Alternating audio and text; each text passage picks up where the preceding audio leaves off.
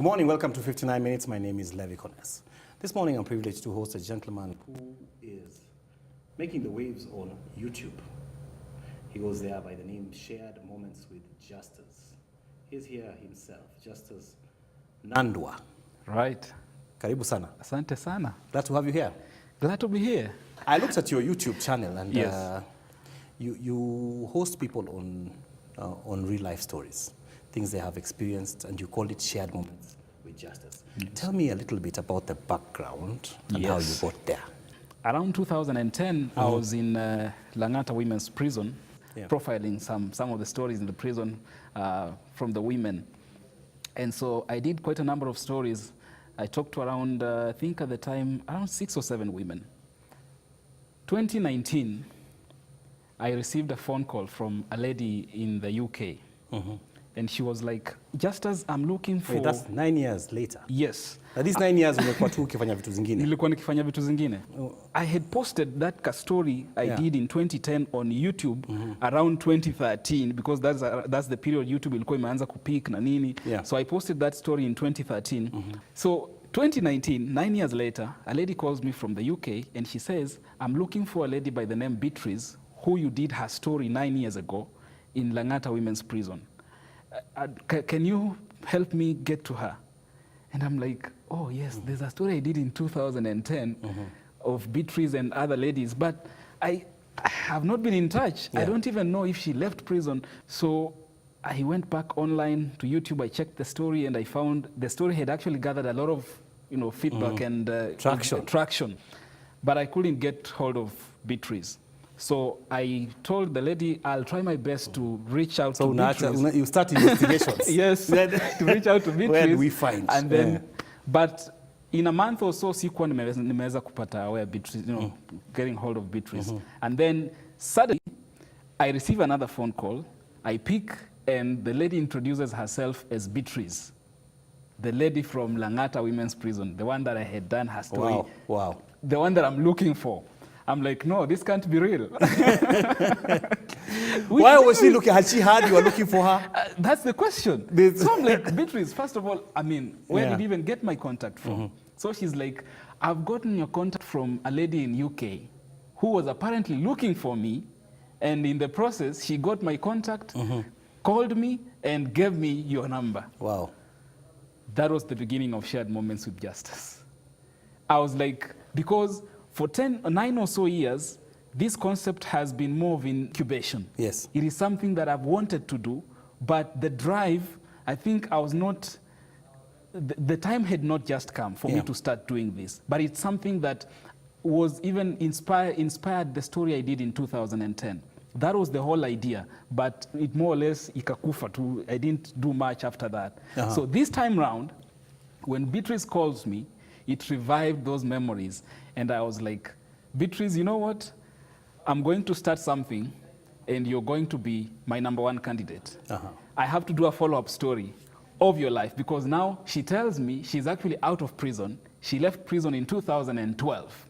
So all along, she's been out of prison. Wow. So you've experienced life in prison for almost 3 or so years. You're out of prison. Out of prison, yes. And all those things. So there's a lot to talk about. So I say, no, Beatrice, I want to do something, and I'm going to start with you. And that is where Shared Moments with Justus started in 2020. So when you were starting, what was the concept in your head in terms of the shoot and where you were going to do it? At first, things were not very clear in my mind, what exactly I wanted to do in terms of execution. It was not very clear. But what was clear was I wanted people to tell their own stories. I was tired of, in their own words. In their own words. Yeah. I wanted to do it differently, where people have time to extensively share their experience. And that's a good point, because sometimes even when we read the newspaper, the story is just a column. Yes. It's not everything. It's not everything. It's not everything. Or if it's on TV or news, it's just a bite. Exactly. It's 3 minutes we're hearing a man shot his wife. Because for me, and then why the platform, YouTube as a platform, was very convenient for me, given this kind of thing I wanted to do, is one, partly because of what you are saying, time. I mean, on YouTube, you can post anything as long as it can go. Yeah. People will still... As long as the story is the story, tunaendelea. Of course, at first I was a little resistant, was skeptical in terms of duration. I didn't even know how long these stories should run.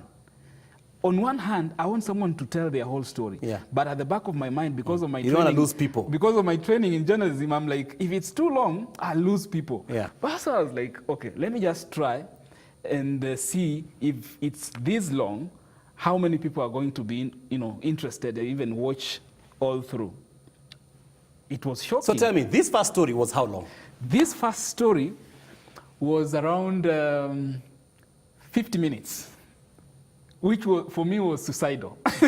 Yeah. And before you even tell me the reactions, these 50 minutes, yes. How long did you shoot it? I shot for 2 hours. I shot for 2 hours. Because the style of production, the style of my engagement with the guest is one that I allow someone to tell the story without much interruption. And then, of course, in post-production, when I'm doing the editing, I can be able to now, pick the chonga, to make it now more palatable, yes, and all that. But when the story during a shoot time, the story can be shot even for 3 hours. Camera just rolls. The camera rolls. It can be shot even for 3 hours. Wacha mtu aongee kama anataka lia, just so. And of course, that's the other thing.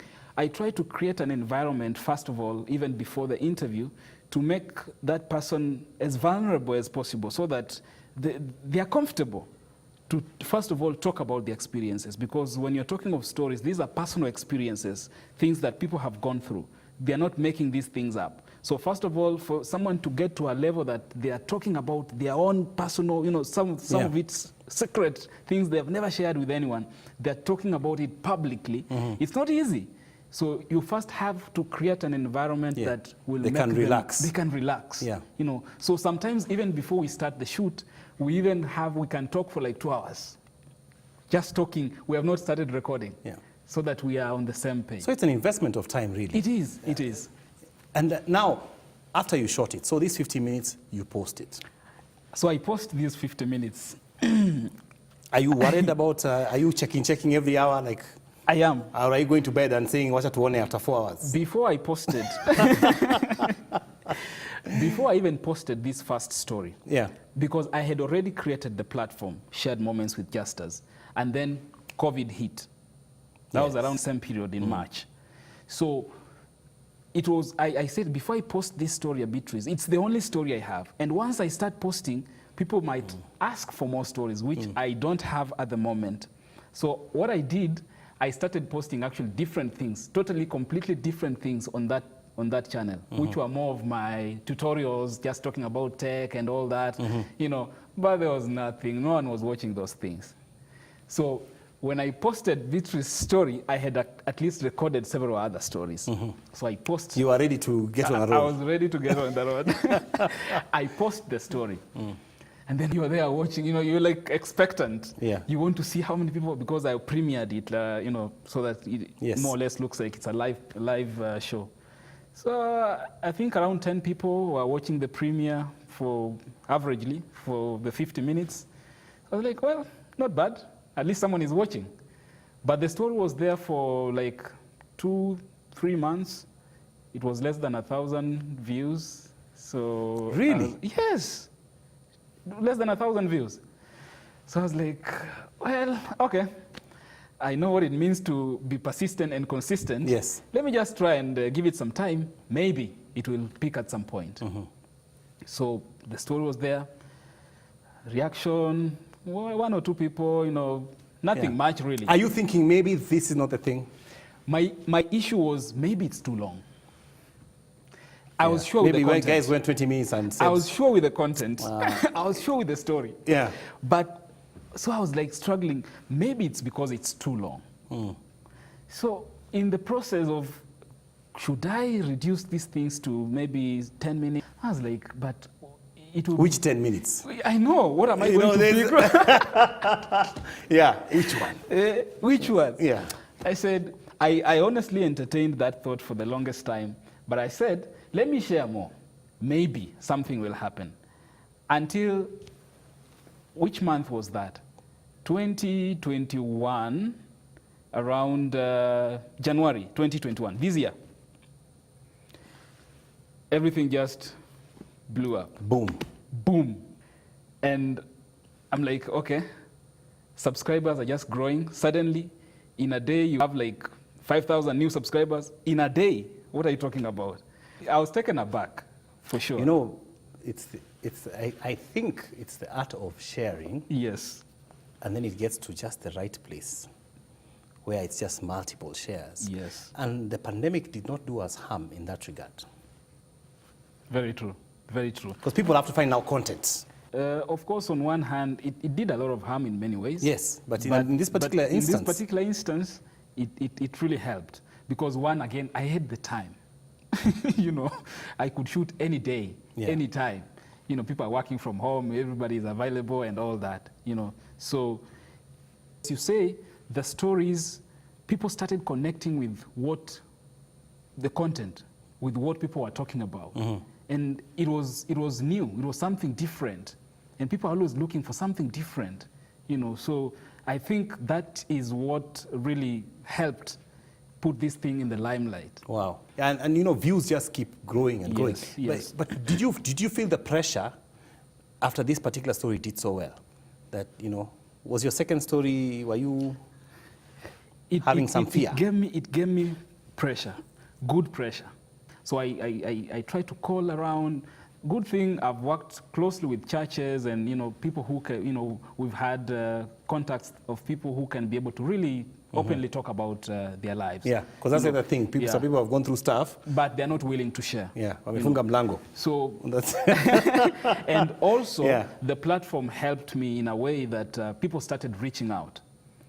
Before, I'm the one only looking for people to come and share their content. Yes. But after sharing a few stories, now people started looking for me. I know so and so. I know so and so. I personally have a story. Yes. Yeah. So that you know, made it a little easier for me. But it's been an interesting and exciting journey. Yeah. Wow. Yeah. So what are you doing now in terms of how many times are you shooting? So what I do, because sometimes it's you can't be very predictable. Until someone confirms that I'm willing to share this. So we shoot anytime. Whenever the story is ready, that's the time we shoot. Sometimes someone is ready with a story. After a week, they have changed their mind. Yeah, it happens. So, you know. Yeah, I know. Happens with guests here too. So 10 minutes to the show. Yes, I'm sorry. I'm sorry. You were scared butterflies. There was one. There was one. And I've come to also and viewers are waiting. Yeah, exactly. I've come to appreciate though, because there was a time, you know, there was a lady I talked to who was supposed to come to the show to share her story. It was something around mental health. And so just the evening, we were to shoot the following morning, the evening too. She calls me. She didn't actually call me. I called her now, you know, just following up with the guest, you know, preparation, last minute preparation. Yeah. And she was like, I'm not coming. Like, I usually, the show still, you know, usually runs on Tuesdays. Yes. So we premiere every Tuesday at 8 p.m. Yeah. So I was late shooting this. It was the only episode I had. I was waiting for the following Tuesday. This is on Sunday. I'm supposed to shoot on Monday morning, and so that the show is ready for Tuesday. And so she tells me, I'm not coming. And I'm like, okay, is there a problem? Something I can do to, you know, like, no, I just don't think I'm in the right frame of mind to do this. I'm sorry. It was not the easiest thing for me at that. Yeah. But over time, I've had so many of you know, that kind of that sometimes you buffer, you have anticipation. Yes. And it also, you know, brought about the conversation, especially around mental health. And that's why I've done a lot of stories on mental health, because it's not like, I came to understand later, you know, the person is also still struggling. You know, it's true. You know, so it will be, you know, insensitive on my part to push them. No, you have to, you know, this is the only thing, and that kind of thing. Yeah. So that has, you know, helped us also in preparation to make sure that you have at least, you record ahead of time. So we do 2-3 stories ahead of time, so we have them ready. We just schedule them for this week, following week, and things like that. So I hear every you. Tuesday, 8 p.m., there's a story. Tuesday, 8 p.m. Let's take a break right there and come back and talk more with Justus Nandwa, he of Shared Moments with Justus. See you in a bit. Turn it to you.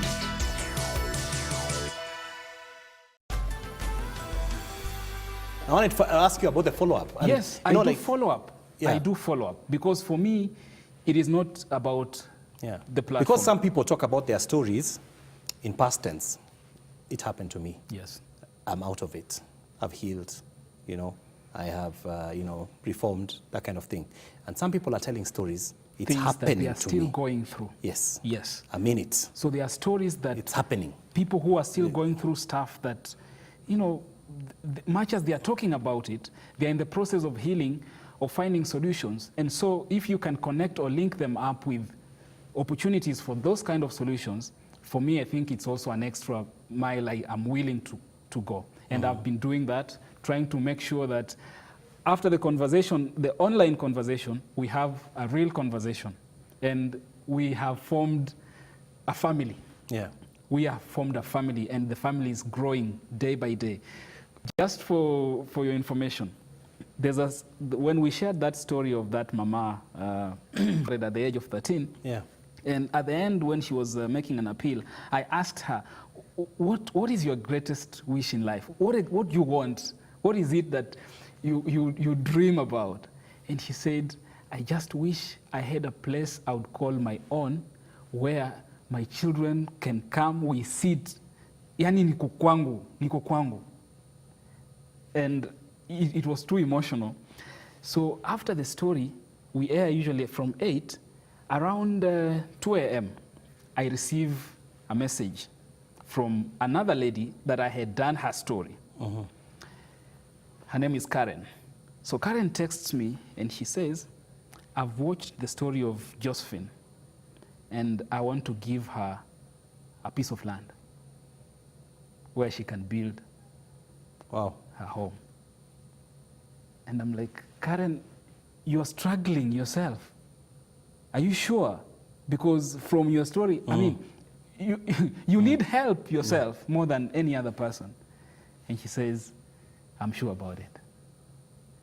So there's so much that is happening.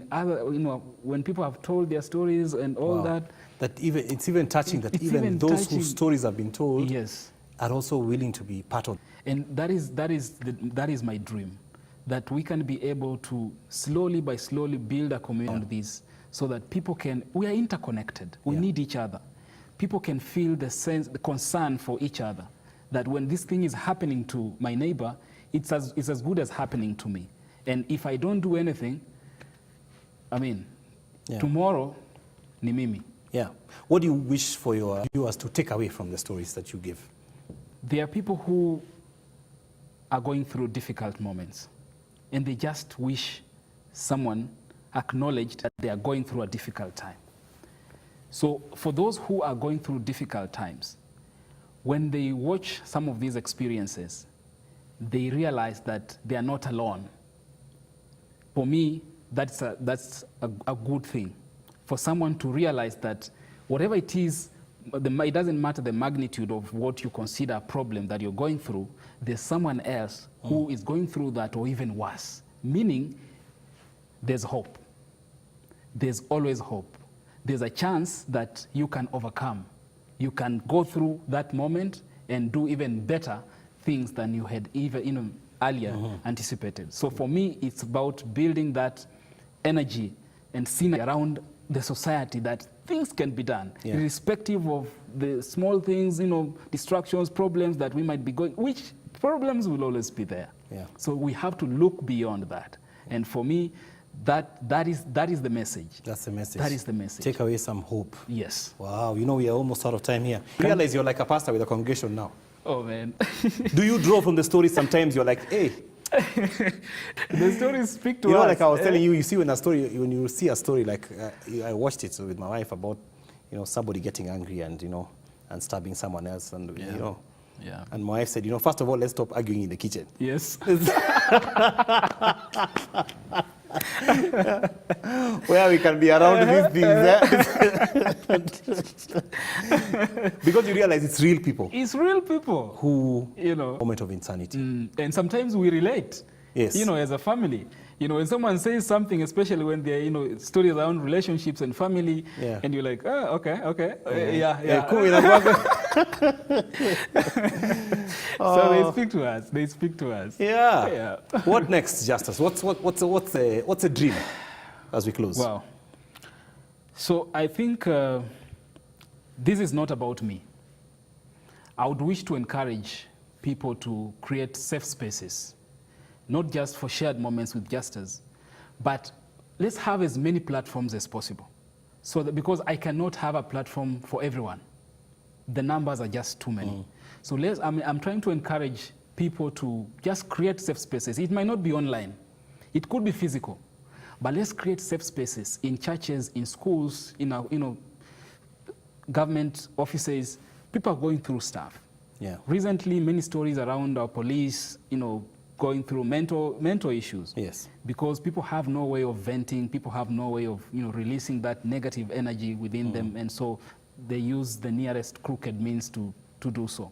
So if we can be able to all try and, in our small way, create those spaces where people can comfortably and easily talk about issues, and then we find solutions later on, I think for me that is the direction.